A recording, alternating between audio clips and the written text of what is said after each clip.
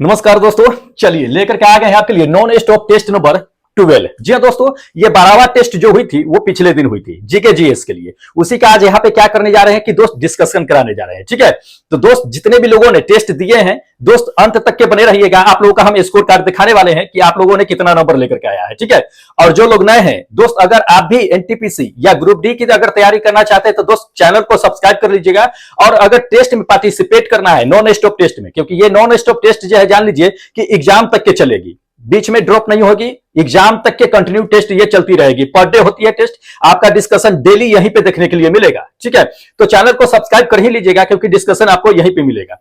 और अगर आप टेस्ट पार्टिसिपेट करना चाहते हैं, टेस्ट देना चाहते हैं, तो टेस्ट में भी पार्टिसिपेट कर सकते हैं। कैसे करना है टेस्ट में पार्टिसिपेट दोस्त, ये हम आपको लास्ट में बता देंगे। तो लास्ट तक कम से कम क्या कीजिएगा कि बने रहिएगा, क्योंकि इसमें बहुत सारे क्वेश्चंस डाले गए हैं तो उसको एक एक करके हम डिस्कस कर लेते हैं। इसमें जो क्वेश्चंस होते हैं टेस्ट में वो 40 क्वेश्चंस होते हैं। ठीक है, जीके के जो है 20 क्वेश्चन होते हैं, जिसमें जीके और स्टैटिक जीके रहता है, और साइंस के यानी जीएस के क्वेश्चन जो होते हैं वो 20 होते हैं। तो टोटल मिलाकर के 40 क्वेश्चन आपको जो है प्रोवाइड कराए जाते हैं टेस्ट में, जो काफी इंपॉर्टेंट होता है। एनसीईआरटी बेस्ड जो है क्वेश्चन इसमें डाले जाते हैं। आपको पता ही है कि अभी जो एग्जाम रिसेंटली एएलपी चाहे टेक्नीशियन का जो एग्जाम हुआ था उसमें सारे क्वेश्चन जो है एनसीईआरटी के ही थे। तो एनसीईआरटी ही इसमें जो है क्वेश्चंस डाले जाते हैं जो आपको एग्जाम में काफी बेनिफिट करेगा। इसलिए दोस्त चैनल सब्सक्राइब कर लीजिएगा या टेस्ट में जरूर पार्टिसिपेट कर लीजिएगा। चलिए ज्यादा वक्त नहीं लेते हैं, हम क्या करते हैं कि डिस्कस कराना शुरू कर देते हैं। इसमें जितने भी क्वेश्चन डाले गए हैं तो सबसे पहले हम जीएस के क्वेश्चन को क्या करते हैं कि डिस्कस करा देते हैं। जीएस में आपको बता ही दिया है कि 20 क्वेश्चन हैं, तो 20 क्वेश्चन को देख लीजिए। उसके बाद जो है स्टैटिक जीके और जीके के क्वेश्चन को हम डिस्कस करा देंगे। चलिए इसका पहला नंबर क्वेश्चन देख लेते हैं दोस्त। देख लीजिए, ये पहला नंबर क्वेश्चन है। क्या कहा जाता है कि पीएच मान जांचने के लिए कहता है कि निम्नलिखित में से किसका यूज किया जाता है, किसका उपयोग करते हैं, हम लोग ये जानना है। देखिए, पीएच मान को जांचने के लिए हम लोग अच्छी तरह से जानते हैं। वैसे तो जर्नली जो होता है वो लिटमस पत्र का यूज किया जाता है। किसका? लिटमस पत्र का। क्या होता है कि उसमें अम्लीय अम्ल को लिटमस पत्र पर डालते हैं तो नीला को लाल कर देता है, क्षार को डालते हैं तो लाल को नीला कर देता है। लेकिन अम्ल आपको पता होता है पहले से कि ये कौन सा अम्ल है, हमको किस लिटमस पत्र पर डालना है, ये पता होता है। ठीक है, या लिटमस पत्र पे डालते ही आप पता कर लेते हैं कि अम्ल है या क्षार है, ये चीजें हो जाता है। लेकिन इसमें अलग चीजें है कि पीएच मान को अगर हमको पता करना है, जांचना है कि कितना उसकी पीएच वैल्यू है, तो उसके लिए किसका हम इस्तेमाल करेंगे, किसका यूज करेंगे, हमें यह जानना है। देखिए, उसके लिए इस्तेमाल किया जाता है एक यूनिवर्सल इंडिकेटर होता है, उसका इस्तेमाल करते हैं। ठीक है, ये सेकेंड नंबर।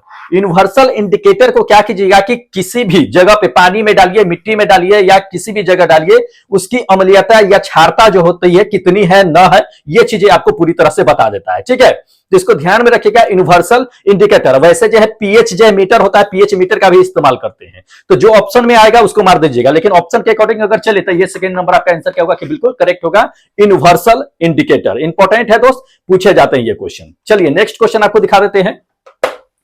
देख लीजिए, ये आपको क्वेश्चन दे दिया कि ताजा पानी का जो होता है पौधे और जानवरों के जीवन के लिए जो सबसे अनुकूलित होता है उसका पीएच रेंज कितना होता है, हमें यह जानना है। ठीक है, जिसमें पौधे और जानवर क्या कर सके कि अनुकूलित रह सके, उसे किसी प्रकार की क्षति न पहुंच सके। देखिए, ये अमेरिका के द्वारा जो है क्या है कि ये रिकॉर्ड किया गया है। अमेरिका ने इसे क्या किया है कि मान्यता दी है। ठीक है, उसका एक एजेंसी है ईपीए करके, इन्वायरमेंटल प्रोटेक्शन एजेंसी है। उस एजेंसी ने इसे ऑथराइज किया है। उसी के अनुसार उन्होंने बताया है कि पौधे और जानवरों के लिए जो पानी होता है उसके लिए पीएच रेंज जो होना चाहिए वो कितना होना चाहिए, वो होना चाहिए 6.5 से लेकर के 7.5 के बीच में। ये फर्स्ट नंबर। ठीक है, इसको ध्यान में रखिएगा, इंपॉर्टेंट क्वेश्चन है। वैसे कभी कभी ये क्वेश्चन पूछ देता है कि जो शुद्ध पानी होता है उसका पीएच वैल्यू क्या होता है। तो आप लोग अच्छी तरह से जानते हैं कि शुद्ध पानी जो होता है उसका पीएच वैल्यू कितना होता है, 7 होता है। ठीक है, उदासीन होता है, ना तो वो अम्लीय होता है ना तो क्षारीय होता है। और उससे क्या होता है कि करंट जो होता है वो प्रवाहित नहीं होता है, क्योंकि उससे इलेक्ट्रॉन जो होता है वो नहीं चल पाते हैं, इसलिए उससे इलेक्ट्रिसिटी प्रवाहित नहीं होता है। कभी कभी ये क्वेश्चन एग्जाम में आपको पूछ दिए जाते हैं, तो इसको ध्यान में रखना है, इंपॉर्टेंट है। चलिए नेक्स्ट नंबर देखिए, जीपीए का विस्तार बताना है, जीपीए का फुल फॉर्म बताना है कि जीपीए क्या है। ठीक है, देखिए जीपीए जो है ये जो है गंगा एक्शन प्लान है। क्या है? Ganga action plan. ठीक है, इसको ध्यान में रखिएगा, ये third number, Ganga action plan. Ganga action plan कहने का मतलब क्या होता है कि गंगा नदी जो है, जो बहुत गंदी हो चुकी है, उसे स्वच्छ रखने के लिए यह प्लान लाया गया था। कब लाया गया था? 1985 में ही लाए गए थे, जब उस समय के तत्कालीन जो हमारे प्रधानमंत्री थे वो राजीव गांधी थे, उन्हीं के समय में ये लाया गया था। लेकिन जब ये अपने नरेंद्र मोदी साहब आए थे 2014 में, तो इन्होंने भी एक प्लान लाया था जो नमामि गंगे करके लाए थे। ठीक है, तो इन दोनों का उद्देश्य यही था कि गंगा नदी जो आपका गंदा हो रखा है या इतने जो है गंदगी हो रखी है उसको जो है क्लीन करना, स्वच्छ करना, दोनों का मकसद यही था। ठीक है, इस पे भी जो है बहुत ज्यादा खर्च जो है किया गया था गंगा को स्वच्छ करने के लिए, कुछ हद तक के हुई भी है। ठीक है, इसको ध्यान में रखिएगा, इंपॉर्टेंट है। चलिए देख लीजिए, अगला नंबर ये क्वेश्चन है कि रेटिना पर जो है छवि 1/16 सेकेंड तक की बनी रहती है, तो इसे क्या कहते हैं। ठीक है, रेटिना पर जो है छवि बनती है 1/16 सेकेंड तक की बनी रहती है, इसे क्या कहते हैं दोस्त, इसके जो कहते हैं दृष्टि दृढ़ता कहते हैं। क्या कहते हैं, दृष्टि दृढ़ता। ये आपका सेकेंड नंबर आंसर बिल्कुल करेक्ट होगा कि दृष्टि दृढ़ता कहते हैं। किसी भी वस्तु को देख लीजिए आप, देखने के बाद फिर जो है थोड़ा सा नजर हटा लीजिए, नजर हटाने के बाद आपके मस्तिष्क में, आंखों में क्या होता है, वो छवि 1/16 सेकेंड तक के जो है ये बनी रहती है। ठीक है, और जान लीजिए कि 1/16 सेकेंड तक की जो छवि बनती है उतने सेकेंड में 10 से 12 छवि जो है आपके मस्तिष्क में उतने समय तक की बन जाती है, 10 से 12 छवि। तो ये आपका जो होता है दृष्टि दृढ़ता पर ही बनती है, इसको ध्यान में रखिएगा। ये सेकेंड नंबर आपका आंसर क्या होगा कि बिल्कुल करेक्ट आंसर है। ठीक है, चलिए नेक्स्ट क्वेश्चन आपको दिखा देते हैं। देख लीजिए, अगला नंबर ये क्वेश्चन दे दिया कि पुष्पीय पौधे में देखे जाने वाली जो है प्रजनन अवस्थाओं को सही क्रम में आपको क्या करना है कि अरेंज करना है इसमें। ठीक है, कि पुष्प में जो प्रजनन प्रक्रिया शुरू होती है वो कैसे कैसे होती है उसको हमको अरेंज करना है। देखिए, आपको करेक्ट आंसर बताते हैं कि सबसे पहले तो जान लीजिए कि पुष्प में क्या होता है कि युग्मक बनते हैं, फिर युग्मजन बनते हैं, फिर भ्रूण बनता है, फिर अंकुरन होता है उसका, फिर जो है पौधे धीरे धीरे जो है विकास करते हैं। तो इसको ध्यान में रखिएगा, ये आपका क्या होगा कि ये फर्स्ट नंबर आंसर बिल्कुल करेक्ट होगा। ठीक है दोस्त, इंपॉर्टेंट है। देखिए, इन सभी का अगर आपको पीडीएफ लेना होगा, जो लोग टेस्ट नहीं देते हैं, जो लोग टेस्ट देते हैं वो तो टेस्ट देकर के अपना पीडीएफ डाउनलोड कर ही लेते हैं, लेकिन जो लोग टेस्ट नहीं दे रहे हैं, अगर आपको ये सभी पीडीएफ चाहिए तो दोस्त सभी पीडीएफ आपको जो है टेलीग्राम पे मिल जाएगा। टेलीग्राम का लिंक जो है डिस्क्रिप्शन बॉक्स में ही डाला हुआ है, तो जाकर के ज्वाइन हो जाइएगा, वहीं पे सारा पीडीएफ जो है आपको देखने के लिए मिलेगा, जितने भी टेस्ट हुए हैं। अभी ये 12वां टेस्ट है, 11 तक के जो है पीडीएफ डाल दिए हैं, जाकर के उसको पढ़ सकते हैं वहां पे। ठीक है, बाकी अगर टेस्ट में पार्टिसिपेट करना है तो आप टेस्ट में पार्टिसिपेट कर सकते हैं। बेटर होगा कि टेस्ट में पार्टिसिपेट कर लीजिए, अनुभव बढ़ेगा और स्पीड बढ़ेगा। ठीक है, बहुत सारे क्वेश्चन जो है ऐसे होंगे जो आपको याद हो जाएंगे एग्जाम तक के, तो डेली टेस्ट हो रही है, आप टेस्ट में पार्टिसिपेट कर सकते हैं। चलिए देख लीजिएगा अगला क्वेश्चन। अगला क्वेश्चन ये चीजें दे दिया है कि मेडलीफ के कहता है कि आवर्त सारणी के अनुसार तत्वों को कहता है कि आवर्त सारणी में किस प्रकार से व्यवस्थित किया गया है, हमें यह जानना है। ठीक है, देखिए मेडलीफ के आवर्त सारणी में अगर जाइएगा तो मेडलीफ के आवर्त सारणी को अगर थोड़ा सा स्टडी कीजिएगा तो आपको क्या मिलेगा कि जैसे जैसे तत्व की संख्या बढ़ रही है वैसे वैसे उसकी परमाणु संख्या जो है बढ़ती चली जा रही है। जैसे हाइड्रोजन हो गया 1 हो गया, परमाणु संख्या 1, द्रव्यमान संख्या 1, उसी तरह से हीलियम हो गया, लिथियम हो गया, उसी तरह से आगे बढ़ते जैसे जैसे जाइएगा ना तो एलिमेंट का संख्या बढ़ता जाएगा, उसी वैसे एलिमेंट का नंबर बढ़ता जाएगा और उसकी परमाणु संख्या, एटॉमिक मास जो होता है, मास नंबर कहते हैं हम लोग, वो भी क्या होता है कि उसका जो है बढ़ते चला जाता है। ठीक है, तो परमाणु जो क्या होता है कि द्रव्यमान संख्या बढ़ता चला जाता है। ये आपका क्या होगा कि ये थर्ड नंबर आंसर बिल्कुल करेक्ट होगा। थोड़ा सा इसके बारे में समझ लीजिए कि जो है मान लीजिए कि ये मेडलीफ का आवर्त सारणी जो है उसको तत्व को जो है क्षैतिज और जो है ऊर्ध्वाधर में क्या है कि अरेंज किया गया है। क्षैतिज पंक्तियों को आवर्त कहा गया है ये मेडलीफ के आवर्त सारणी में, और ऊर्ध्वाधर को जो है समूह कहा गया है, मतलब एक ग्रुप कहा गया है। और जितने भी एक समान गुण वाले जो एलिमेंट्स हैं उसको जो है एक ग्रुप में रखा गया है।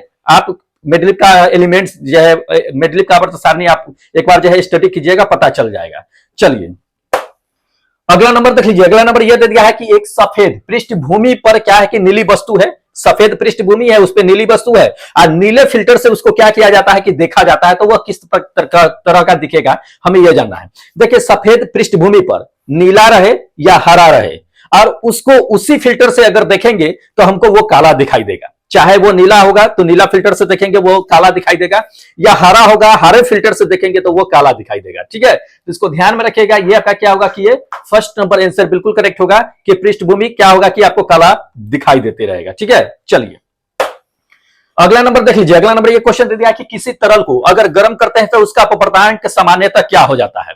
देखिए किसी भी तरल पदार्थ को अगर गर्म कीजिएगा तो उसका अपवर्तनांक क्या होता है कि घट जाता है। क्या हो जाता है? घट जाता है। ध्यान रखना है, ये सेकेंड नंबर। अब कैसे घट जाता है थोड़ा सा ये समझ लीजिए। देखिए किसी भी तरल पदार्थ को जैसे ही गर्म कीजिएगा तो उसका अणु जो अंदर होता है क्या होता है कि फैल जाता है, अणु टूटने लगता है, और टूटने से उसका क्या होता है कि आयतन बढ़ जाता है, ये द्रव का जो होता है सो, और डेंसिटी जो होता है डेंसिटी भी कम जाता है, जिसकी वजह से सूरज की प्रकाश जो होती है या कोई भी प्रकाश जो होती है आसानी से आर पार कर जाती है, इसलिए उसका अपवर्तनांक क्या होता है कि घट जाता है। इसको ध्यान में रखिएगा, इंपॉर्टेंट है, ये आपका सेकेंड नंबर बिल्कुल करेक्ट आंसर है। चलिए अगला क्वेश्चन आपको दिखा देते हैं। अगला नंबर देख लीजिए, ये दे दिया है कि खाद्य जाल में ऊर्जा का प्रवाह जो होता है वो किस रूप में होता है, हमें यह जानना है।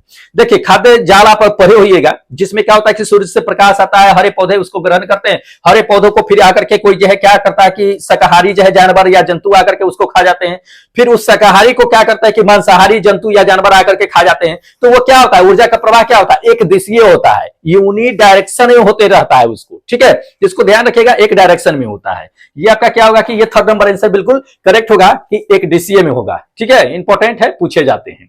चलिए अगला क्वेश्चन दिखा देते हैं। 1 किलो द्रव्यमान है, ठीक है, 1 किलो द्रव्यमान है, इसका गुरुत्वाकर्षण बल जो है इस पे कितना लगेगा, हमें यह जानना है, ठीक है। देखिए 1 केजी द्रव्यमान वाले वस्तु पर जो है गुरुत्वाकर्षण बल जो लगेगा वो 9.8 न्यूटन ही लगेगा। कितना, 9.8 न्यूटन। इसका खोज किसने किया था, न्यूटन साहब ने किया था, ध्यान रखना है ये चीजें। चलिए अगला नंबर देख लीजिए, अगला नंबर ये क्वेश्चन दे दिया कि सौर ऊर्जा को रोकने के लिए, सौर ऊर्जा को रोकने के लिए सौर कुकर में आमतौर पर जो है किसका उपयोग करते हैं, हमें यह जानना है। देखिए सौर कुकर में जो है क्या होता है, सौर ऊर्जा को अगर रोकना है, जैसे सूर्य से प्रकाश आ रहा है उसको हमको रोकना है, उसको क्या लॉस नहीं होने देना है, तो उसके लिए क्या करते हैं कि सौर कुकर में बड़े बड़े जो है दर्पणों का यूज करते हैं, उसमें अवतल दर्पण भी यूज करते हैं और समतल दर्पण दोनों यूज करते हैं, ठीक है, ताकि वो क्या करता है कि प्रकाश को ऑब्जर्व करके रखे, प्रकाश का परावर्तन करके क्या करता है ना कि वो कुकर ढक्कन उक्कन जो लगा होता है, बर्तन लगा होता है सौर कुकर वाले में, उस पर रिफ्लेक्ट करके देता है, तो जिसकी वजह से वो क्या होता है कि ज्यादा गर्म होने लगता है, ठीक है। तो दर्पणों का इस्तेमाल करते हैं हम उस विकिरण को, उस ऊर्जा को रोकने के लिए, ठीक है। तो ये आपका क्या होगा कि ये थर्ड नंबर आंसर बिल्कुल करेक्ट होगा कि उसमें हम लोग दर्पण का इस्तेमाल करते हैं। चलिए नेक्स्ट दिखा देते हैं आपको। देख लीजिए अगला नंबर ये क्वेश्चन दे दिया है कि 1 किलोवाट शक्ति कहता है कि 1 घंटे में वितरित ऊर्जा की मात्रा को क्या कहते हैं। देखिए 1 किलोवाट शक्ति है, अगर 1 घंटे में जितनी भी ऊर्जा जो है वितरित होती है उसको जो है 1 किलोवाट घंटा कहते हैं। क्या कहते हैं, 1 किलोवाट घंटा या किलोवाट घंटा उससे कहते हैं, ठीक है, इसको ध्यान में रखिएगा। ये आपका क्या होगा, फोर्थ नंबर आंसर बिल्कुल करेक्ट होगा कि किलोवाट घंटा कहते हैं। कभी कभी ये चीजें पूछ देता है कि किलोवाट घंटा, 1 किलोवाट घंटा बराबर कितना होता है, कितना जूल होता है, ये पूछा जाता है। तो देखिए 1 किलोवाट घंटा जो होता है वो कितने जूल के बराबर होता है, 3.6 इंटू 10⁻6 जूल के बराबर होता है, ठीक है। 1 किलोवाट घंटा को जब आप ब्रेक कीजिएगा, तोड़िएगा, एक्सप्लेन कीजिएगा तो आपको उतना प्राप्त आ जाएगा, ठीक है। तो इसको ध्यान में रखिएगा दोस्त, सारे क्वेश्चन जो है पूछे जाते हैं। चलिए हाँ ये देख लीजिए, ब्लू बिट्रोल, ब्लू बिट्रोल जो होता है वो कहता है कि नाम से जाना किसे जो है ब्लू बिट्रोल के नाम से जाना जाता है, जिसका यूज जो होता है वो कवकनाशी के रूप में इस्तेमाल करते हैं, ठीक है। देखिए ब्लू बिट्रोल जो होता है ये कॉपर सल्फेट होता है। क्या होता है, कॉपर सल्फेट, ध्यान रखिएगा, CuSO4 होता है इसका सूत्र जो होता है। सो ये सेकंड नंबर आपका आंसर करेक्ट होगा कि कॉपर सल्फेट को ब्लू बिट्रोल के नाम से हम लोग जानते हैं, उसको कवक के नाश के रूप में यानी कवक को मारने के लिए इसका इस्तेमाल करते हैं, ठीक है।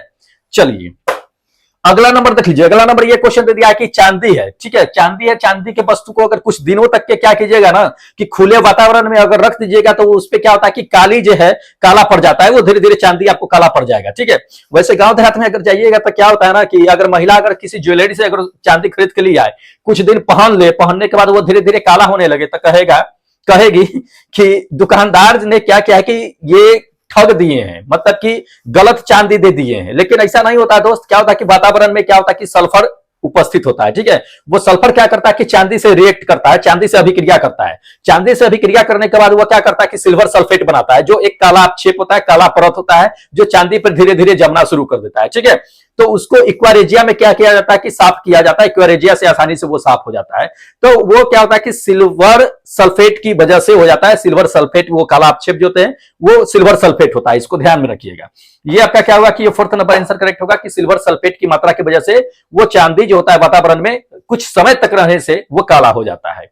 चलिए अगला नंबर देख लीजिए, अगला नंबर तो दिया है कि जब ध्वनि चलती है तो अपने साथ में क्या ले जाती है। देखिए अच्छा क्वेश्चन है, कई बार जो है ये क्वेश्चन पूछे भी जा चुके हैं कि ध्वनि जब अपने साथ में चलती है तो ध्वनि अपने साथ में क्या ले जाती है, ऊर्जा को ले जाती है, एनर्जी को ले जाती है, ठीक है। इसको ध्यान में रखिएगा, ऊर्जा यानी कि एनर्जी को। ये थर्ड नंबर आपका आंसर क्या होगा कि बिल्कुल करेक्ट होगा कि अपने साथ जो है ध्वनि एनर्जी को ले जाती है। चलिए एकीकृत परिपथ, एकीकृत परिपथ कहने का मतलब होता है कि इंटीग्रेटेड सर्किट, सर्किट का इंटीग्रेटेड सर्किट कहने का मतलब क्या, आईसी का नाम सुने होइएगा। अभी तक मतलब कि मोबाइल, रेडियो, टीवी चाहे जो भी होता है उसमें आईसी का इस्तेमाल किया ही जाता है। पूरे सर्किट का वो दिल की धड़कन कहलाता है आईसी जो होता है। एक बार आईसी उड़ गया, कहानी खत्म हो गया। तो वो आईसी जो होता है वो किस सेमीकंडक्टर का चिप बना होता है ये जानना है, ठीक है। या अर्धचालक चिप भी बनते हैं, मेमोरी बनता है, या कंडेंसर जानते होइएगा, या डायोड, या बहुत सारे ऐसे जो है होते हैं जो सेमीकंडक्टर से बनते हैं। वो उसमें किसका इस्तेमाल करते हैं दोस्त? उसको बनाने के लिए जो इस्तेमाल किए जाते हैं वो बेस्ट सेमीकंडक्टर होता है सिलिकॉन। सिलिकॉन का इस्तेमाल करते हैं, ठीक है। ये आपका क्या होगा कि ये फर्स्ट नंबर आंसर बिल्कुल करेक्ट होगा कि सेमीकंडक्टर का इस्तेमाल करते हैं, ठीक है। डायोड से लेकर के ट्रांजिस्टर से लेकर के दोस्त जो है कैपेसिटर और बहुत सारे ऐसे चीजें हैं जैसे सोलर पैनल भी है, उसमें भी सिलिकॉन का इस्तेमाल किया जाता है। बहुत उपयोगी होता है ये सिलिकॉन जो है सो, ठीक है।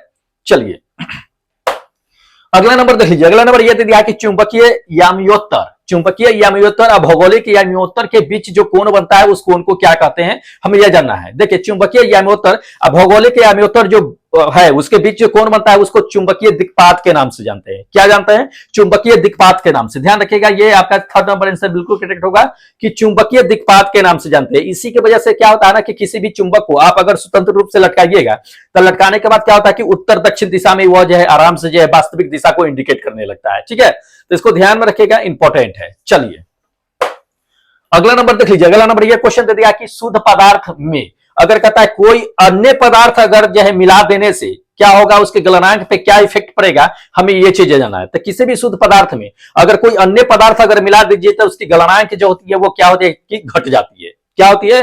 घट जाती है। ध्यान रखिएगा, ये आपका क्या होगा कि थर्ड नंबर बिल्कुल करेक्ट होगा। उसका गलनांक जो होगा वो घट जाएगा। इंपॉर्टेंट है, पूछे जाते हैं। चलिए अगला नंबर देखिए। अगला नंबर ये क्वेश्चन दे दिया है कि शीशे की छड़ है, शीशे की छड़ को अगर भाप में रखिएगा, गर्म भाप जो होता है उसमें रखिएगा तो उसकी लंबाई क्या होती है कि बढ़ने लगती है। तो उसकी चौड़ाई भी क्या होगी हमें यह जानना है, ठीक है। देखिए किसी भी शीशे की छड़ हो उसको भाप में रखिए या उसको गर्म कीजिए, गर्म कीजिएगा तो उसके लंबाई में प्रसार होगा, लंबाई में बढ़ोतरी होगा, उसकी चौड़ाई में किसी तरह का फैलाव नहीं होगा, चौड़ाई जैसा रहेगा वैसा ही रहेगा, ठीक है। जैसे कि मान लीजिए कि चौड़ा है, उसको भाप में रखिएगा तो उसकी लंबाई बढ़ने लगता है, ना कि उसकी चौड़ाई बढ़ता है, चौड़ाई नहीं बढ़ता है, उसकी लंबाई, तो चौड़ाई उसकी अव्यवस्थित रहती है, ठीक है। ये आपका सेकेंड नंबर बिल्कुल करेक्ट होगा कि चौड़ाई अव्यवस्थित होती है, उसकी लंबाई क्या होती है कि बढ़ने लगती है। चलिए दूध दे दिया है, पनीर दे दिया है, अंडा दे दिया है, इसमें किस प्रकार की विटामिन पाई जाती है, किस प्रकार की विटामिन के स्रोत होते हैं, हमें यह जानना है। देखिए इन तीनों की अगर बात कर लेते हैं, दूध, पनीर और अंडे में, तो ये तीनों में विटामिन सी मौजूद नहीं होता है। ध्यान रखिएगा चीजें। और इसमें से ऑप्शन में से देख लीजिए 3 ऐसे ऑप्शन है जिसमें विटामिन सी आपका जो है मौजूद है, तो वो ऑप्शन बिल्कुल नहीं होगा। जिसमें विटामिन सी है वो बिल्कुल नहीं होगा, मतलब ऑप्शन होगा कौन, जो जिसमें विटामिन सी नहीं है। तो ये आपका क्या होगा कि सेकेंड नंबर आंसर करेक्ट होगा कि विटामिन ए और डी जो है ये करेक्ट आंसर होगा आपका, कि इसमें भरपूर मात्रा में विटामिन ए और डी जो है पाई जाती है, ठीक है। चलिए हाँ देख लीजिए दोस्त, ये आपका क्या है कि जीके के क्वेश्चन यहां से क्या है कि शुरू हो गया है, ठीक है। तो जीएस के इतने क्वेश्चन थे जिससे हमने आपको बता दिए हैं। अब यहां से जीके के क्वेश्चन शुरू हो रहे हैं, तो जीके के क्वेश्चन को भी देखते चलिएगा। ये जीके के क्वेश्चन भी काफी इंपॉर्टेंट है जो टेस्ट में दिए गए थे, ठीक है।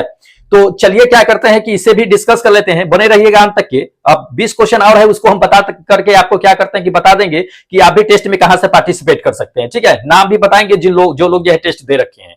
तो चलिए ज्यादा देरी नहीं करते हैं, इसे भी देख लेते हैं। क्वेश्चन देख लीजिए, जीके का क्वेश्चन नंबर है, तो इसमें क्या कहा जा रहा है कि स्वतंत्र भारत के संविधान मसौदा जो तैयार करने के लिए गठित संविधान सभा की अध्यक्षता जो है वो किसने की थी, ठीक है। अध्यक्षता किसने की थी, संविधान जो भारत का संविधान बना था उसकी अध्यक्षता किसने की थी, हमें यह जाना है। देखिए अगर अध्यक्षता की अगर बात कर लेते हैं तो ये डॉक्टर राजेंद्र प्रसाद साहब ने किए थे। कौन? ये डॉक्टर राजेंद्र प्रसाद, अपने बिहार के ये सीवान जिले के जीरादेई गांव के जो रहने वाले थे। इन्होंने ही क्या किया था कि संविधान सभा की अध्यक्षता जो है किए थे।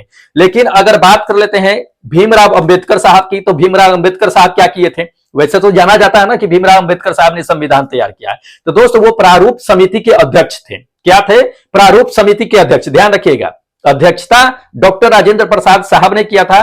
प्रारूप समिति के जो उसका प्रारूप तैयार हुआ था उसका अध्यक्ष जो थे ये डॉक्टर भीमराव अंबेडकर साहब थे, ठीक है। कभी कभी ये चीजें पूछ देता है कि अस्थायी अध्यक्ष कौन थे, तो सच्चिदानंद सिन्हा को मार दीजिएगा, अस्थायी अध्यक्ष के रूप में उन्हें जाना जाता है, ठीक है। देखिए जब ये सलाहकार के रूप में अगर बात कर लेते तो बी एन राव साहब थे, ठीक है। संविधान के अगर सलाहकार की अगर बात कर लेते तो ये VN राव साहब थे। और ये चीजें जान लीजिए थोड़ा सा कि आप लोग तो ऐसे जानते ही होइएगा, लेकिन फिर भी समझ लीजिए कि संविधान जब तैयार हो रहा था तो उस समय जो है कुल संविधान तैयार होने में जितना भी वक्त लगा था उतने वक्त में ये लोग 141 बार बैठक कर लिए थे, उसमें विचार विमर्श किए थे। लगभग ये चीजें जान लीजिए कि संविधान जो बना था उस पे 2000 से ज्यादा बार जो है उसको संशोधन किया गया था। तब जाकर के जो है 1950 में 26 जनवरी 1950 में भारत ने अब उसे अपना संविधान अपनाया था। ठीक है, तो इसको ध्यान में रखिएगा, सारे क्वेश्चंस जो है इससे पूछे जाते हैं, इंपॉर्टेंट है। चलिए अगला देखिए कि मृणाली साराभाई जो है वो किस नृत्य शैली से जुड़े हुए हैं, हमें ये जाना है। तो ये दक्षिण भारत में है, जो क्या है कि भरतनाट्यम से जुड़े हुए हैं। किससे? भरतनाट्यम से। ध्यान रखिएगा, ये थर्ड नंबर आपका आंसर क्या होगा कि बिल्कुल करेक्ट होगा कि मृणाली साराभाई जो है भरतनाट्यम से जुड़े हुए हैं। इन्हें पद्मश्री भी दिया गया था 1965 ईस्वी में। उसके बाद जो है पद्म विभूषण से भी इसे सम्मानित किया गया था 1952 ईस्वी में। ठीक है, तो इसको ध्यान में रखिएगा नृत्य कला के क्षेत्र में। चलिए अगला देख लीजिए, अगला ये क्वेश्चन दे दिया कि नियोजित अर्थव्यवस्था की अवधारणा को लागू करने वाले जो है पहले व्यक्ति कौन थे। तो नियोजित अर्थव्यवस्था अवधारणा को जो लागू करने वाले थे वो व्यक्ति कौन थे दोस्त, काफी इंपॉर्टेंट है, ये जोसेफ स्टालिन थे। कौन थे? Joseph Stalin. ध्यान रखिएगा, इन्हें जो है जान लीजिए ये चीजें, जोसेफ स्टालिन को नियोजित अर्थव्यवस्था का जनक भी कहा जाता है। ठीक है, इसको ध्यान में रखिएगा, थोड़ा इंपॉर्टेंट क्वेश्चन है क्योंकि ये क्वेश्चन जो है एसएससी में पिछले बार जो है पूछ दिया था। इसलिए कहते हैं कि सारे क्वेश्चन को एक एक करके देखिएगा, एनसीईआरटी बेस्ड क्वेश्चन है। सारे क्वेश्चन जो है एनसीईआरटी से उठा करके ही आपको हम टेस्ट प्रोवाइड करा रहे हैं। ठीक है, चलिए अगला नंबर देख लीजिए। अगला नंबर ये क्वेश्चन दिया कि कौन सा जो है अंतरिक्ष यान जो है सबसे पहले जो है चंद्रमा पर उतरा था, हमें यह जानना है। तो हम लोग अच्छी तरह से जानते हैं कि सबसे पहले चंद्रमा पर उतरने वाला कौन सा अंतरिक्ष यान था दोस्त, अपोलो 11। कौन था? अपोलो 11। ध्यान रखिएगा, ये अपोलो 11 आपका फर्स्ट सेकंड नंबर आंसर बिल्कुल करेक्ट होगा। इस अपोलो 11 में ही आप जान लीजिए कि सबसे पहले चंद्रमा पर जो गए थे वो नील आर्मस्ट्रांग और एड्रिनल साहब, ये दोनों बज एड्रिनल जो है वो दोनों मिलकर के जो है चंद्रमा पर सबसे पहले गए थे। ठीक है, अपोलो 11 से कब गए थे थोड़ा सा जान लीजिए, 20 जुलाई 1969 में गए थे। ठीक है, उसके बाद जो है बहुत सारे जो है चंद्र मिशन किए गए थे, ये दोनों में सबसे पहले चंद्रमा पर उतरे थे तो नील आर्मस्ट्रांग साहब ही उतरे थे। ठीक है, चलिए पूछे जाते हैं क्वेश्चन। अगला नंबर देख लीजिए। अगला नंबर ये क्वेश्चन दे दिया कि भारत में दलविहीन लोकतंत्र की वकालत सर्वप्रथम किसने की थी। दलविहीन लोकतंत्र की वकालत की अगर बात कर लेते हैं तो सबसे पहले ये किए थे जयप्रकाश नारायण साहब ने। कौन? जयप्रकाश नारायण साहब। ध्यान रखिएगा, ये फर्स्ट नंबर आपका आंसर बिल्कुल करेक्ट होगा कि जयप्रकाश नारायण साहब ने ही ये दलविहीन लोकतंत्र की जो है वकालत किए थे। ठीक है, जयप्रकाश नारायण साहब के बारे में जान लीजिए, इन्हें स्वतंत्रता सेनानी के नाम से भी जानते हैं, इन्हें लोकनायक भी कहा जाता है। कभी कभी पूछ देता है आपको क्वेश्चन कि लोकनायक नाम से जो है किसे जाना जाता है, तो ये अपने जो है ये जयप्रकाश नारायण साहब को, जयप्रकाश नारायण साहब को लोकनायक के नाम से जाना जाता है। ये चीजें जान लीजिए। जयप्रकाश लोकनायक साहब को एक और नाम से जानते हैं। ठीक है, तो ये चीजें है, ये इन्होंने क्या किया था कि संपूर्ण क्रांति का भी नारा दिया था। इसको ध्यान रखिएगा, कभी कभी ये क्वेश्चन पूछ देते हैं। चलिए अगला नंबर देख लीजिए। अगला नंबर ये क्वेश्चन दे दिया कि प्राचीन में भारत में कहता है कि छात्रावास सुविधा के सहित जो है विश्वविद्यालय स्थापित करने वाला जो है प्रथम स्थान कौन रखता है, हमें जाना। तो इन चारों में से ऑप्शन में से किया बता दीजिए कि वो कौन सा पहला विश्वविद्यालय था जिसमें हॉस्टल की सुविधा थी, मतलब लोग जो है विदेश से आते थे उसमें रहते थे और जो है अपना जो है स्टडी करते थे। ठीक है, वो पहला विश्वविद्यालय कौन था? तो देखिए आपको बताते हैं कि वो पहला विश्वविद्यालय जो था अपने बिहार के नालंदा में थे। ठीक है, नालंदा विश्वविद्यालय। यहाँ पे क्या था कि हॉस्टल की सुविधा थी, विदेश से लोग आते थे, यहाँ पे रहते थे, खाते थे, पीते थे और अपना स्टडी करते थे। ठीक है, तो नालंदा विश्वविद्यालय था। नालंदा विश्वविद्यालय की अगर बात कर लेते हैं, इसकी स्थापना तो 450 ईस्वी में जो है इसकी की गई थी, नालंदा विश्वविद्यालय की। वैसे विश्व का पहला विश्वविद्यालय जो है तक्षशिला को माना जाता है, जो 2700 साल पहले जो है कहिए कि उसकी स्थापना की गई थी, जो पाकिस्तान में पड़ता है। वहां पे जो हॉस्टल की सुविधा तो नहीं थी, लेकिन विदेश से लोग आते थे यहाँ पे मेडिकल की पढ़ाई के लिए, लॉ की पढ़ाई के लिए, विज्ञान की पढ़ाई के लिए यहाँ पे आते थे। ये विश्व का पहला विश्वविद्यालय तक्षशिला को माना जाता है। ठीक है, चलिए अगला नंबर देख लीजिए। अगला नंबर ये क्वेश्चन दे दिया कि निम्नलिखित में से कौन जो है कौन सी दर कहता है कि भारतीय रिजर्व बैंक द्वारा जो है निर्धारित नहीं की जाती है। देखिए, भारतीय रिजर्व बैंक द्वारा जो निर्धारित नहीं की जाती है वो प्राइम लीडिंग नहीं की जाती है, प्राइम लीड। ठीक है, तो इसको ध्यान रखिएगा, ये थर्ड नंबर आंसर बिल्कुल करेक्ट होगा कि प्राइम लीडिंग जो है वो आरबीआई के द्वारा निर्धारित नहीं किया जाता है। चलिए अगला नंबर देख लीजिए, अगला नंबर ये क्वेश्चन दे दिया कि अंतरराष्ट्रीय न्यायालय कहां है, हमें यह जाना है। देखिए अंतरराष्ट्रीय न्यायालय कहां स्थित है दोस्त, ये अंतरराष्ट्रीय न्यायालय जो है नीदरलैंड के द हेग में स्थित है। कहां? नीदरलैंड के द हेग में। ध्यान रखना है, ये आपका क्या होगा कि हाँ ये है ना फर्स्ट नंबर, ये फर्स्ट नंबर आपका आंसर बिल्कुल करेक्ट होगा, नीदरलैंड के द हेग में स्थित है। अब थोड़ा सा ये समझ लीजिए कि जो अंतरराष्ट्रीय कोर्ट होता है, ठीक है, अंतरराष्ट्रीय न्यायालय जो होता है जिसको इंटरनेशनल कोर्ट ऑफ जुडिशरी कहा जाता है, उसकी स्थापना जो हुई थी 1945 में हुई थी। ठीक है, तो वो कोर्ट की जो सुनवाई होती है वो क्या करता है कि जो दो दोषियों के बीच अगर विवाद होती है तो उसकी सुनवाई जो है उस कोर्ट में की जाती है और उसके बाद जो है उस पर फैसला किया जाता है। इसमें जो जज होते हैं वो 15 जज होते हैं। ठीक है, कितने? 15 जज होते हैं और 15 जजों का जो है इसमें नियुक्ति जो होता है कोई राष्ट्रपति नहीं करता है, ये इसके योग्यता के आधार पे क्या होता है कि 15 जजों का नियुक्ति किया जाता है और प्रत्येक 3 साल पे 5 जो है जज इसमें से क्या होता है कि रिटायरमेंट ले लेते हैं। इसकी जो जज नियुक्त होकर के आते हैं उसमें उसकी जो है मतलब कितने सालों के लिए आते हैं, तो वो 9 सालों के लिए आते हैं। ध्यान रखिएगा ये चीजें, कितने? 9 सालों के लिए। प्रत्येक 3 साल में जो है 5 जज क्या होते हैं कि रिटायरमेंट ले लेते हैं। तब 3 तिहाई 9 साल और 5 तिहाई 15 जज, 15 जज का क्या होता है कि 9 सालों में रिटायरमेंट हो जाता है। ठीक है, तो ये चीजें है, इसको ध्यान में रखिएगा, पूछे जाते हैं। चलिए अगला नंबर देखिए कि अगला नंबर यह देते हैं कि भारत के राष्ट्रीय फूल, पक्षी और पशु कौन सा है, हमें यह जाना है। तो ये तो बच्चों वाली बात है कि राष्ट्रीय फूल का नाम पूछ देना, पक्षियों का नाम पूछ देना, पशु का नाम पूछ देना, लेकिन बहुत लोगों ने भी इसमें गलती टिक मार दी है। कोई बात नहीं है, जानना जरूरी है, यहां पे गलती कर लीजिए लेकिन वहां एग्जाम में जाकर गलती नहीं कीजिएगा। हम बार बार यही चीजें कहेंगे कि जितना गलती करना है, जितना नेगेटिव लेना है यहीं पे लीजिए, एग्जाम में मत लीजिएगा। चलिए भारतीय राष्ट्रीय फूल की बातें अगर कर लेते हैं तो कमल है, पक्षी मोर है और पशु जो है ये बाघ है। ठीक है, तो ये 4th नंबर आपका आंसर क्या होगा कि बिल्कुल करेक्ट होगा कि राष्ट्रीय कौन कौन है। चलिए अगला नंबर देख लीजिए, अगला नंबर यह दे दिया है कि वह तिथि जिस दिन दिन और रात क्या होता है कि बराबर होता है, हमें यह जानना है। ठीक है, तो किस तिथि को दिन और रात बराबर होता है, तो दिन अगर जो बराबर होता है वो 21 मार्च को जो है दिन पूरी बराबर होता है। रात की अगर बात कर लेते हो वो तो दिन रात जो है नहीं, दिन रात दोनों बराबर होता है। तो 21 मार्च को दिन रात बराबर होता है, 23 सितंबर को दिन रात बराबर होता है। दो ऐसे डेट्स हैं। ठीक है, इसको ध्यान में रखिएगा, ये आपका 3rd नंबर है, बिल्कुल आंसर करेक्ट होगा। 21 मार्च और 23 सितंबर ये दोनों दिन जो होता है दिन रात जो है क्या होते हैं कि बराबर होता है, जितने घंटे के दिन उतने घंटे की रात। ठीक है, चलिए अगले नंबर देख लीजिए, अगला नंबर यह दे दिया कि निम्नलिखित में से कौन सा युग्म जो है सही है, हमें यह जानना है। ठीक है, देखिए युग्म की इसमें बात कर लेते हैं तो इसमें देख लीजिएगा सारे जो है नृत्य शैली की दे दिया है, तो इसमें कथकली जो है ये आपका करेक्ट होगा कि कथकली जो है ये केरल का है। ठीक है, बाकी जो ऑप्शन दे रखा है इसमें गलत मिलान कर रखा है। ठीक है, इसको ध्यान में रखना है, इसे पूछा जाता है नृत्य शैली से भी। चलिए इसमें देख लीजिए, कहता है कि कौन जो है वो कालिदास की रचना नहीं है, हमें यह जानना है। ठीक है, देखिए कालिदास की रचना कौन नहीं है, देख लीजिए ऑप्शन में से बता दीजिए। देखिए इन चारों में से देखिएगा तो ये फर्स्ट नंबर जो है ये कालिदास के द्वारा जो है रचा हुआ नहीं है। ठीक है, कालिदास जी साहब जो है उसके रचयिता नहीं है। ठीक है, कादम्बरी के आखिर रचयिता कौन है, थोड़ा सा ये जान लीजिए, तो ये जो है बाणभट्ट है। कौन है? बाणभट्ट है, पूछ दिया जाता है, इसको ध्यान में रखना है। चलिए इसमें अगला क्वेश्चन ये चीज दे दिया है कि स्वामी विवेकानंद इनके शिष्य थे, मतलब स्वामी विवेकानंद जो थे वो किनके शिष्य थे, ये हमें जानना है। ठीक है, तो ये रामकृष्ण परमहंस साहब के शिष्य थे। रामकृष्ण परमहंस जो थे वो गुरु थे स्वामी विवेकानंद साहब का। ठीक है, तो ये 4th नंबर आपका आंसर बिल्कुल करेक्ट होगा कि ये रामकृष्ण परमहंस साहब ये गुरु थे स्वामी विवेकानंद साहब के। ठीक है, तो अब थोड़ा सा इनके बारे में जान लीजिए कि कभी कभी ये चीजें पूछ देता है कि रामकृष्ण मिशन की स्थापना किसने किया था, तो स्वामी विवेकानंद साहब ने ही किया था। ठीक है, स्वामी विवेकानंद साहब के बारे में जानते हुए है कि अमेरिका से लेकर के इंग्लैंड यूरोप तक के जाकर के हिंदू जो है दर्शन का जो है सिद्धांत का जो है उन्होंने प्रचार प्रसार किया था। ठीक है, इन्हें देशभक्ति सन्यासी के नाम से भी जानते हैं और इनके जन्मदिन पे जो है क्या होता है कि राष्ट्रीय युवा दिवस के रूप में मनाते हैं, जो 12 जनवरी को मनाते हैं। ठीक है, तो इंपॉर्टेंट है, ये सब पूछे जाते हैं क्वेश्चन।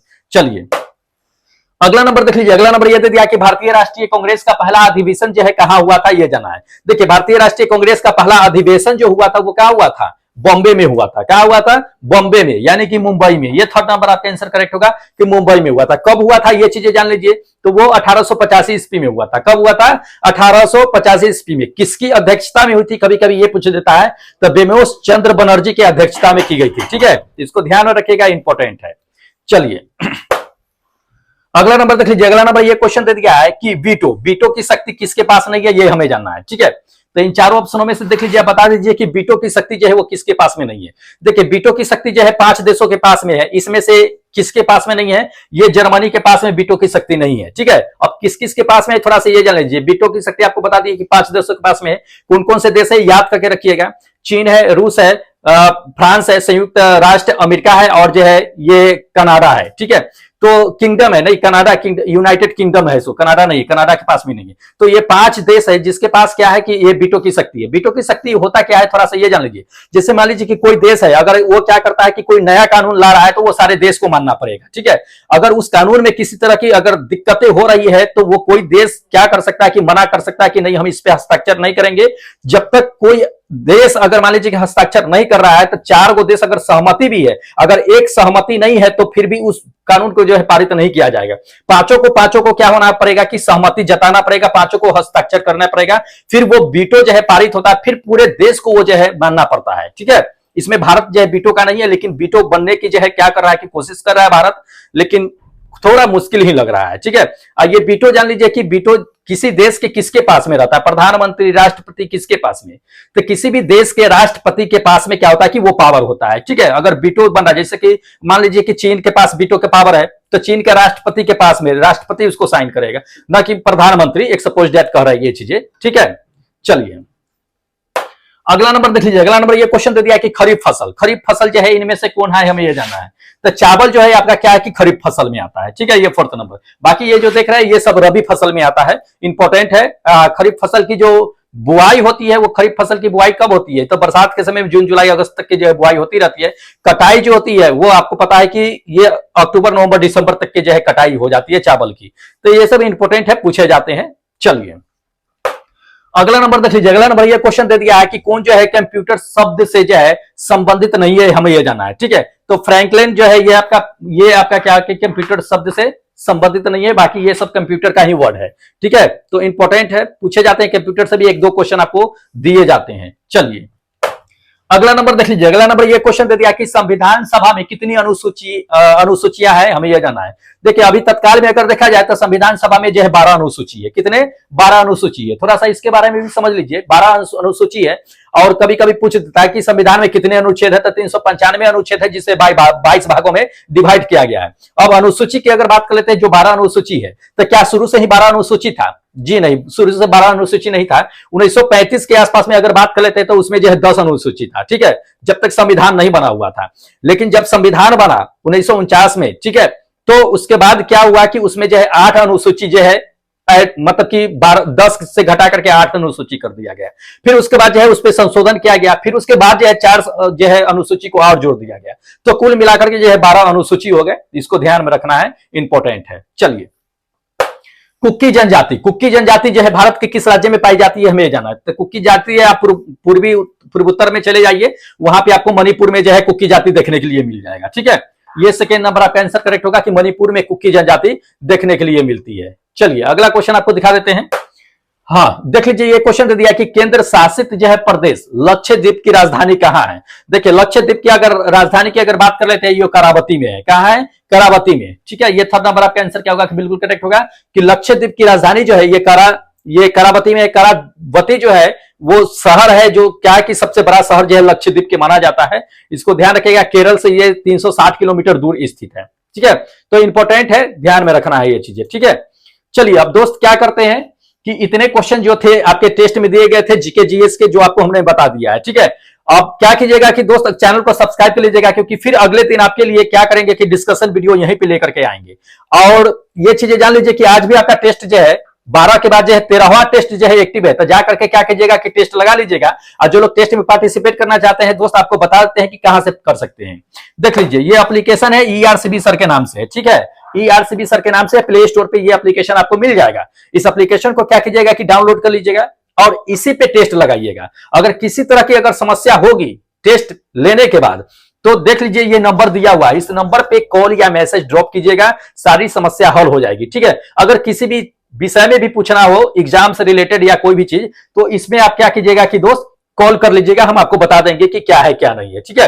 अब चलिए फिलहाल ज्यादा देरी नहीं करते हैं, क्योंकि बहुत सारे बच्चे ने क्या किया है कि टेस्ट दिए हैं, तो उनका रैंक देख लेते हैं, स्कोर कार्ड देख लेते हैं कि किसने कितना नंबर लेकर के आए हैं। ठीक है, तो सबसे पहले देख लेते हैं एनटीपीसी वालों का, एनटीपीसी वाले ने कितना नंबर लेकर के आए हैं। सो ये एनटीपीसी का रैंक है, देख लीजिएगा। आज पहले नंबर पे बने हुए हैं दोस्त ये रमेश कुमार दास साहब बने हुए हैं पहले नंबर पे। ठीक है, इन्होंने 40 में 37 पॉइंट जो है 34 मार्क्स लेकर के आए हैं। बहुत अच्छा है दोस्त, इसी तरह से तैयारी कीजिए। ठीक है, दूसरे नंबर की अगर बात कर लेते हैं तो ये बम भाई है जो 34.01 जो है मार्क्स लेकर के आए हैं। तीसरे नंबर की अगर बात कर लेते हैं, तीसरे नंबर पे सुनील बंसल साहब है। चौथे नंबर की अगर बात कर लेते हैं तो मनीष साहब है। उसके बाद पांचवें नंबर की अगर बात कर लेते हैं रागनी है। उसके बाद छठे नंबर की अगर बात कर लेते हैं तो दोस्त ये सोनू राम है। 7वें नंबर की अगर बात कर लेते हैं तो ये विक्रम 2000 करके है। उसके बाद 8वें नंबर की अगर बात कर लेते हैं तो ये कुलदीप भाई है। उसके बाद 9वें नंबर की अगर बात कर लेते हैं तो नेहा है, नेहा 9वें नंबर पे बनी हुई है। उसके बाद 10वें नंबर की अगर बात कर लेते हैं तो अनूप राज है। उसके बाद 11वें नंबर की अगर बात कर लेते हैं तो ये विश्वजीत साहब है जो 11वें नंबर पे बने हुए हैं। बहुत अच्छा है दोस्त, इसी तरह से टेस्ट में पार्टिसिपेट कीजिए।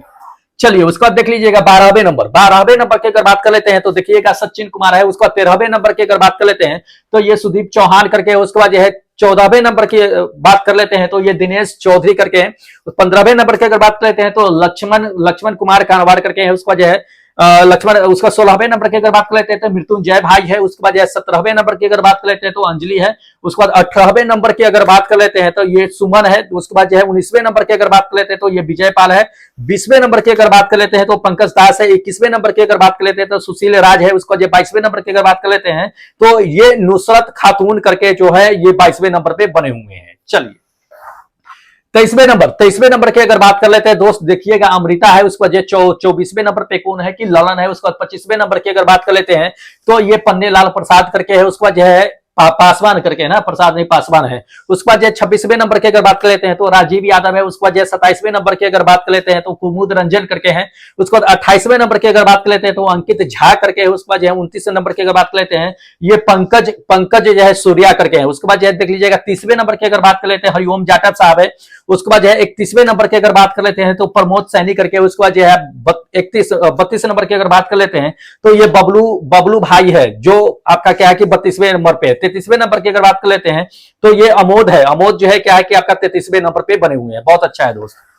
चलिए 34वें नंबर की अगर बात कर लेते हैं देख लीजिएगा कि कमलेश साहब है जो 34वें नंबर पे है। उसका जो 35वें नंबर की अगर बात कर लेते हैं तो मोहन कुमार है। उसका 36वें नंबर की अगर बात कर लेते हैं तो ये कमला कुमारी है। उसके बाद 37वें नंबर की अगर बात कर लेते हैं तो ये बिरजू चंद है। तो दोस्त इतने लोगों ने क्या किया है कि एनटीपीसी में पार्टिसिपेट किए हैं। अब क्या कर लेते हैं जो लोग ग्रुप डी में पार्टिसिपेट किए हैं उसका भी नाम हम देख लेते हैं कि किसने कितना नंबर लेकर के आया है। देखिएगा ग्रुप डी वाले का ये ग्रुप डी वालों का रैंक है दोस्त, देख लीजिएगा। अपना रैंक देखते चलिएगा, नाम हम बोलते चलते हैं, बाकी अपना मार्क्स देखते चलिएगा। देख लीजिए पहले नंबर पे जो है ये सोहन लाल करके है। दूसरे नंबर की अगर बात कर लेते हैं तो अनुज कुमार है। उसका तीसरे नंबर पे अगर बात कर लेते हैं तो ये काजल कुमारी है। चौथे नंबर की अगर बात कर लेते हैं तो पवन करके है। उसके बाद 5वें नंबर की अगर बात कर लेते हैं तो अंजलि कुमारी है। उसके बाद आप जान लीजिए कि 6ठे नंबर की अगर बात कर लेते हैं तो मुकेश करके है। उसके बाद 7वें नंबर की अगर बात कर लेते हैं तो मृत्युंजय भाई है। उसके बाद 8वें नंबर की अगर बात कर लेते हैं तो श्वेता कुमारी है। उसको 9वें नंबर की अगर बात कर लेते हैं तो ये बिट्टू राज है। उसको 10वें नंबर की अगर बात कर लेते हैं तो ये अर्जुन है 10वें नंबर पे। 11वें नंबर की अगर बात कर लेते हैं तो ये रमेश है। कौन है? रमेश, जो 11वें नंबर पे बने हुए हैं। बहुत अच्छा है दोस्त, ऐसे टेस्ट दीजिए। 12वें नंबर की अगर बात कर लेते हैं तो देख लीजिएगा सुमन पाल है। उसके बाद 13वें नंबर की अगर बात कर लेते हैं तो ये आपका क्या है कि लखन सिंह करके है। उसके बाद 14वें नंबर की अगर बात कर लेते हैं तो ये शंकर है। उसके बाद 15वें नंबर की अगर बात कर लेते हैं तो रंजन पंडित करके। उसके बाद 16वें नंबर की अगर बात कर लेते हैं तो तनु आर्या करके। उसको 17वें नंबर की अगर बात कर लेते हैं तो अक्षय है। उसको 18वें नंबर की अगर बात कर लेते हैं 18वें नंबर पे अक्षय है ना, हाँ 18वें नंबर पे अक्षय है। अच्छा ठीक है, 18वें नंबर पे ही अक्षय है। उसके बाद देख लीजिएगा 19वें नंबर की अगर बात कर लेते हैं दोस्त ये लोकेश है। उसके बाद 20वें नंबर की अगर बात कर लेते हैं तो ये सानिया 1 2 3 है। उसके बाद 21वें नंबर की अगर बात कर लेते हैं तो अनीश कुमार है। उसके बाद 22वें नंबर की अगर बात कर लेते हैं तो ये बम भाई है जो 22वें नंबर पे बने हुए हैं। बहुत अच्छा है दोस्त, इसी तरह से टेस्ट में पार्टिसिपेट कीजिए। चलिए उसका 23वें नंबर पे देख लीजिएगा। 23वें नंबर की अगर बात कर लेते हैं ये खुशबू कुमारी है। उसके बाद 24वें नंबर की अगर बात कर लेते हैं तो ये संजय चौधरी करके है। उसके बाद 25वें नंबर की अगर बात कर लेते हैं ये चंदन कुमार है। उसके बाद 26वें नंबर की अगर बात कर लेते हैं तो रेखा कुमारी है। उसके बाद 27वें नंबर की अगर बात कर लेते हैं तो अली राजा है। 28वें नंबर की अगर बात कर लेते हैं तो ये श्री राम है। उसके बाद 29वें नंबर की अगर बात कर लेते हैं तो अक्षय यादव है। उसके बाद आप जान लीजिए 30 नंबर की बात कर लेते हैं तो राहुल शाह है।